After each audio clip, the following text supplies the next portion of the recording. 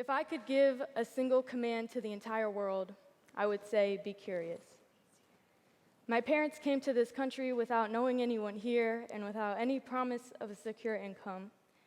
But they came anyways. They learned the language, they learned the systems, and they learned how to become immune to ignorant remarks. And while this seems like a lot to go through, which it was still a better life than the one they lived in India. These are the houses that my parents grew up in. They lived a very simple life, only eating out once a year, saving every bit of the 10 pencils they were allotted to last them a whole school year, and stashing every rupee that they could find. My parents grew up in the city of Ahmedabad in the state of Gujarat, India, and they speak Gujarati as their first language and picked up English as their third. My dad actually immigrated here with only one bag, a broken arm, and only $6,480. You guys don't know how many times I've heard that story. My mom is actually from the same part of town that Gandhi's from and where he worked, and her grandfather actually worked alongside Gandhi during the fight against the British oppression. Now you guys might be wondering why I'm telling you this very extensive background, and it's because it contributes to what makes me who I am. My parents, regardless of the hand that they were dealt, were able to cultivate a beautiful life for my family and me here in this country. I'm very proud of my parents and how far they've been able to progress with such little resources. But while I am able to learn from their stories, and I know how similar their story is to many other immigrants' lives, their story is not known to the common American man. My parents are here in this country, but no one really knows what they needed to have within them to make it here. A couple years ago, I was watching one of our New Albany High School girls basketball teams playing. Shout out to my team. And I was having a conversation with an old teammate of mine, and we were just talking about racism and how it manifests itself in our community, as one does while watching a basketball game. But we got into dissecting the word colored, and I asked her which demographic the word colored included for her, and she replied, Blacks and Latinos. In today's context, when we use the word colored, we're usually using it to talk about the social and systemic injustices that affect these groups of people. So when we talk about the injustices in our community that pertain to people of color, we're really only talking about those that affect the African American and Hispanic communities. I looked at my hands and I looked at her and I said, so then what's this? Is this not color?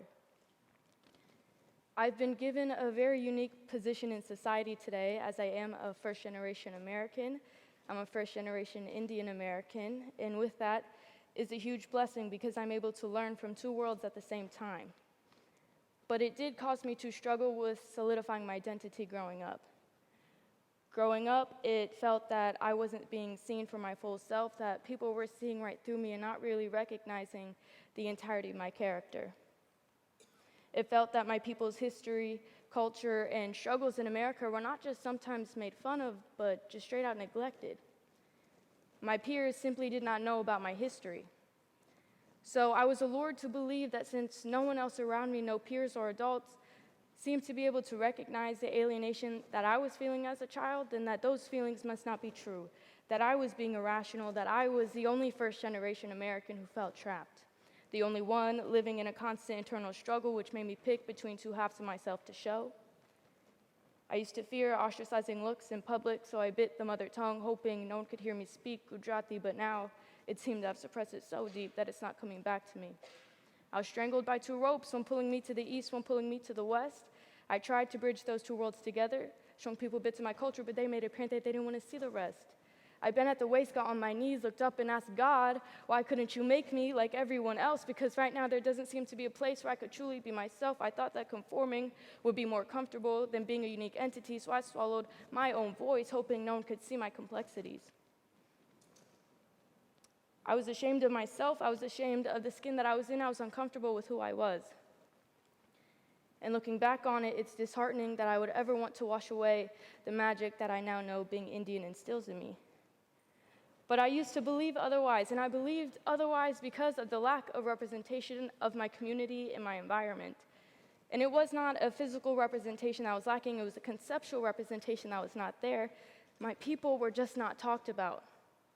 I could always tell in school when we talked about racism, not once were we talking about the racism that my community faces. I commend the schools for at least teaching us partially about the racism that the African American and Hispanic communities face, but those are neither the full nor all the forms of racism that plague this nation. America has a long history of discriminating people of color, which I'm sure you guys know about in parts, but today I'm going to highlight the discrimination of the rest of America's colored and immigrant population. In 1923, the Supreme Court ruled that Hindus were not white persons and therefore not eligible for citizenship. During the creation of the Transcontinental Railroad, Chinese immigrants were exploited for cheap and very dangerous labor, yet were still denied citizenship. The Chinese Exclusion Act banned any incoming Chinese immigrants, and the Luce-Seller Act of 1946 enforced a quota on the number of Indian immigrants allowed into the country a year and restricted it to 100. And while these pieces of legislation are not in action anymore, their remnants are still potent today. The mindsets that conduce the creation of these rules, which trivialized and dehumanized entire immigrant communities, still permeate into our current social climate. The xenophobic mental set is passed down essentially generation by people who are unwilling to learn about other cultures, by people who are unwilling to be disturbed. Logically, if you grow up in an environment that never challenges your beliefs and only thinks one way about a group or a people or a concept, then not knowing any better, you're going to think the same way that everyone else does. And this passing down of ignorance today can be seen through the Muslim ban, the extreme measures taken against illegal Mexican immigrants, the inhumane number of African Americans who've been shot for simply fitting a profile, and the number of threats and death sentences, which go unnoticed, by the way, that Chinese and Indian immigrants get every day for quote-unquote stealing people's jobs.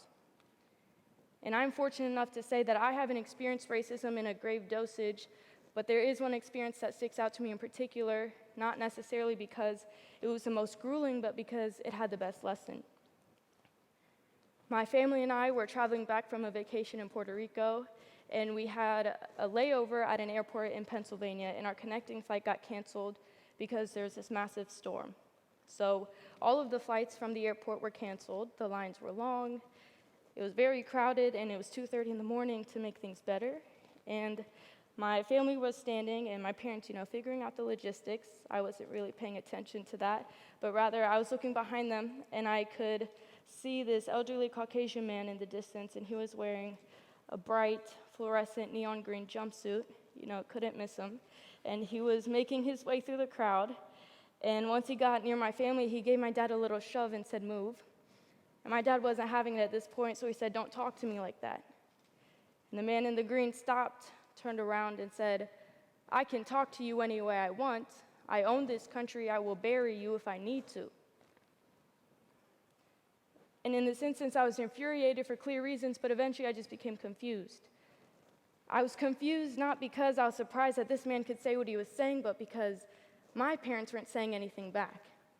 I expected them to come out from behind me, riff off some witty comeback, put this man in his place, but they didn't say a thing. And I only recently came to know that this is just part of the immigrant mentality.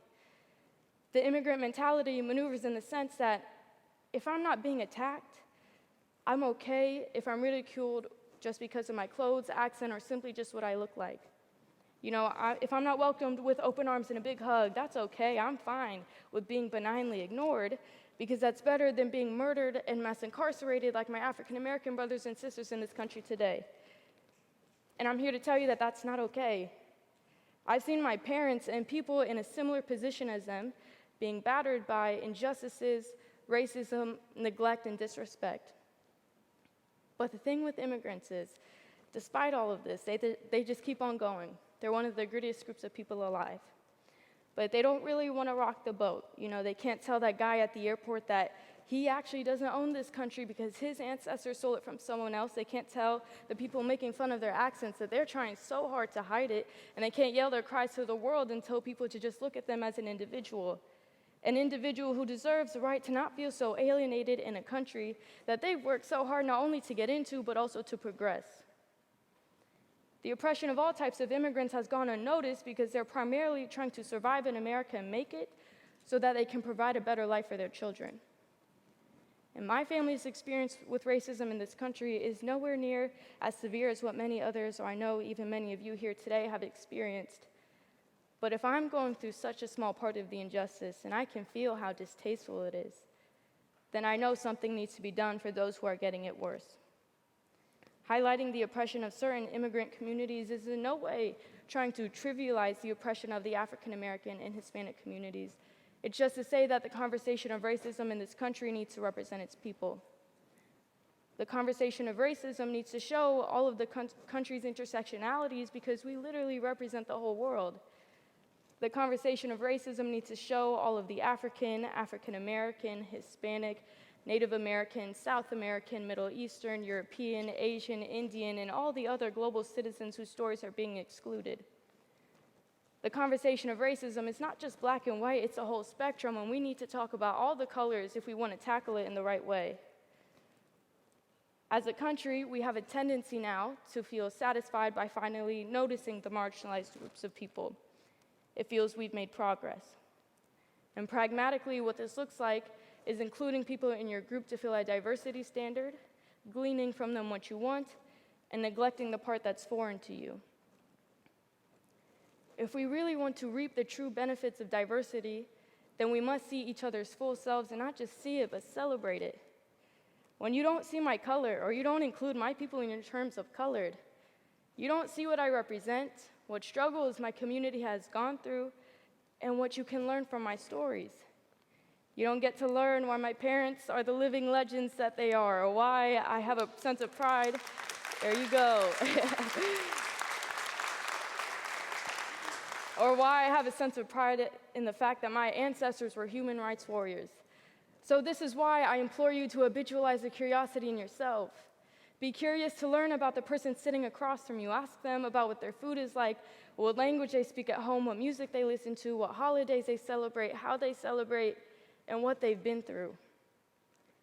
How did that guy in the airport reach such a false sense of entitlement? He was never curious.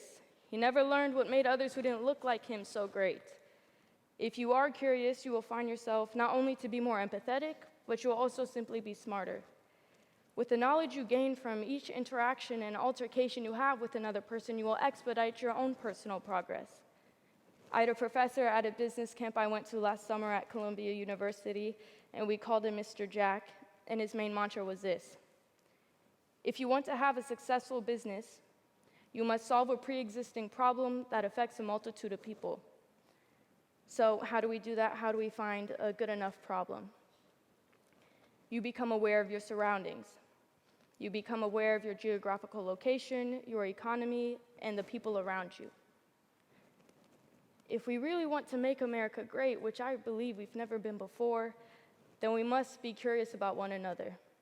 It is each and every one of our responsibilities to not just see the color in our community, but to see all the colors and celebrate what makes us different from one another.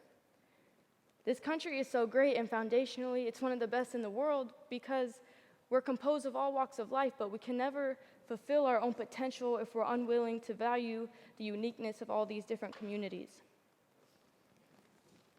If we have too much of the same thing, we'll be trapped in ignorance and we'll never be able to grow. And it might seem like, me and you here today, that we're enlightened. We live in Central Ohio. We're exposed to different communities through school, work, sports, and whatnot, but this exposure, it's exposure, but it's really superficial.